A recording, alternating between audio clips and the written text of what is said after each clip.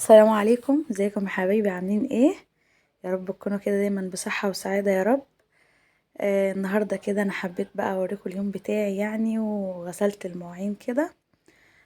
طبعا هو الصراحة لما بتقومي كده الصبح وتنضفي وتغسلي لو عندك مواعين في الحوض وتعملي اكل كده لولادك وتشطبي يعني كل اللي حواليكي، بتبقى طبعا تحب كده تقعدي كده بنفس وبرواقه. طبعا انا النهارده ايه، كنت ولادي كانوا رايحين الدرس، بس انا حبيت كده اعمل لهم اكله خفيفه كده على طول يعني.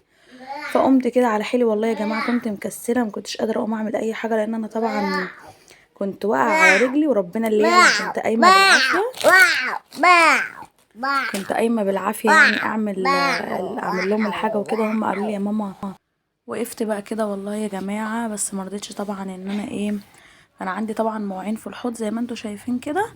فايه دعكتها الاول وانا كنت بعمل بقى كده في المواعين، فحبيت ان انا ايه اعمل لهم اكله خفيفه كده بسرعه يعني. مرضتش ان انا ايه اطبخ ولا حاجه. طبعا كانت رجلي وجعاني جدا، كنت ربطها كده برباط ضغط، وكنت واقفه بالعافيه كده عليها. وطبعا يعني انا لو ما عملتش لولادي، مين اللي هيعمل؟ طبعا ما فيش حد هيعمل. ربنا يا رب يعين كل ست بيت وكده. فكنت واقفه كده زي ما انتوا شايفين والله يا حبايبي. غسلت كده الطبقين اللي كانوا عندي في الحوض، وانا كنت بغسل المواعين يعني. كنت بعمل لهم برضو الاكل العشاء، فقلت اعمل لهم حاجه خفيفه كده. حمرت كده بطاطستين وسلقت لهم بيضتين، وكان عندي طبعا جبنه قريش، قطعت كده برضو ايه عليها طماطم وزيت وشويه ملح، وهوريكم برضو دلوقتي وانا بعملها. وجبت لهم كده كيس شيبسي من بره وحطيت لهم ايه، وقلت بقى ايه اللي هم يتغدوا يعني قبل ما يمشوا على الدرس بتاعهم وكده. بس وقفت بقى كده يعني، كنت بعمل في الاكل وكنت بغسل في المواعين. والله يا جماعة كانت رجلي يعني ما كنتش قادرة اقف عليها. انا كنت رايحة للولد للمدرسة الصبح وانا رايحة له المدرسة. فوانا نازلة بقى من على السلم وكده بتاع المدرسة، رجلي طبعا اتجزعت تحتية كده، فنزلت بحملي كله عليها. فمش عارفة والله يا جماعة، انا مش بدايس عليها بالعافيه. فممكن ايه لو ما قدرتش ادوس عليها خالص بقى، فانا ممكن ايه اروح بقى اشوف اكشف يعني وكده، اروح اشوف رجلي فيها ايه، بدل ما انا مش قادره ادوس عليها وهي اصلا عماله تورم يعني. فانا كنت واقفه كده والله يا جماعه بالعافيه، وانا واقفه يعني اغسل المواعين وكده. شطبت بقى المواعين كده زي ما انتوا شايفين، كنت حاسه براحه جامد يعني، لان انا اصلا ما كنتش قادره اقوم اعمل اي حاجه بسبب رجلي. بس قلت لا والله، حتى لو هقف على رجل واحده. وقمت كده خلصت برضو المواعين اللي ورايا كده وغسلت الحوض. كانت المواعين دي راقده بتاعه الصبح يعني، بتاعة الفطار، ومكان ما عملت للعيال السندوتشات بتاع المدرسة وكده. وقمت بقى كده غسلتها ونضفت الحوض ودعكته وظبطت الدنيا كده، وعملت برضو للعيال الغدا. الحمد لله، واليوم عدى كده على خير. وبس وقفت بقى كده زي ما انتوا شايفين والله. خلصت وحطيت لهم الاكل كده وكده، هقشر البيض يعني كانت سلق. عايزه بقى ايه، بصوا يا جماعه، انا بجد كان اول مره البيض معايا يتقشر بسرعه كده وسهل، وما كانش ياخد معايا وقت يعني. فانا عملت ايه، يعني انا حطيت كده، شغلت عليه الميه زي ما انتوا شايفين وقشرته. واهم حاجه ان انت تحطيه يتسلق مده معاكي كويسه. وحطي في الميه بتاعه البيض، حطي له شويه ملح. شويه الملح دول هيخلوا البيضه تتقشر معاكي بسرعه وما تطلعش في القشره خالص. فانا عملت كده، كان ما شاء الله يعني كانت بتطلع معايا كده بسهوله. كنت ممكن اقشرها على مره او مرتين زي ما انتوا شايفين. وخلصت يعني البيض زي ما انتوا شايفين، رميت القشر كده على طول في الزباله، علشان طبعا القشر بيسد الحوض وكده.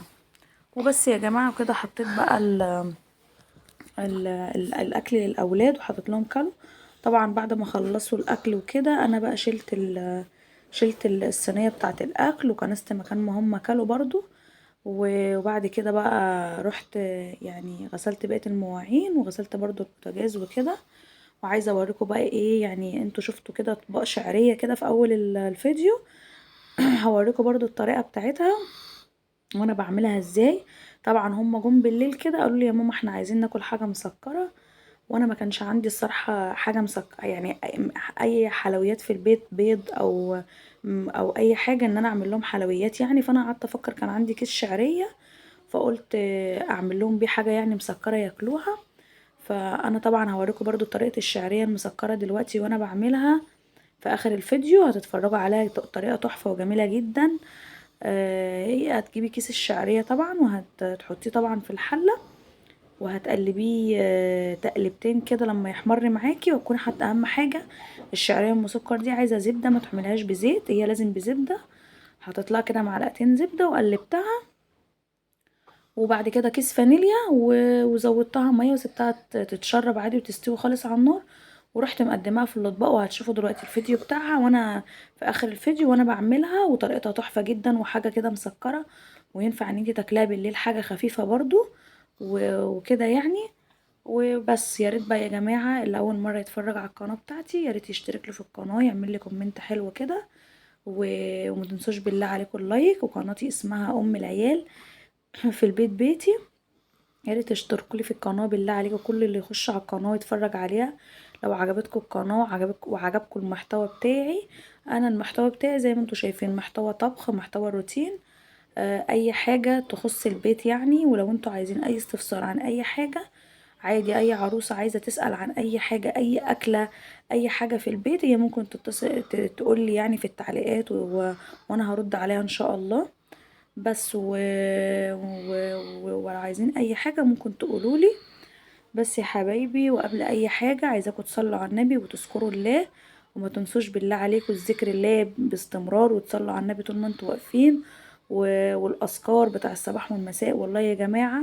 والصلاة يعني اهم حاجة برضو، ما ننساش الصلاة ونصلي، عشان دي اهم حاجة عندنا في الدنيا واهم حاجة في الحياة. والانسان اول حاجة يتسأل عليها هي الصلاة والذكر بالله على طول، وان انت تصلي على النبي طول ما انت واقفة.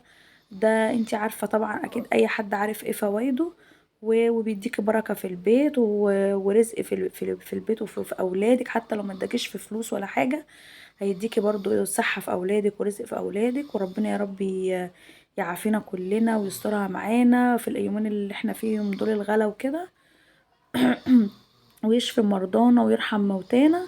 واسيبكم بقى تتفرجوا على بقية الفيديو، والسلام عليكم ورحمة الله وبركاته.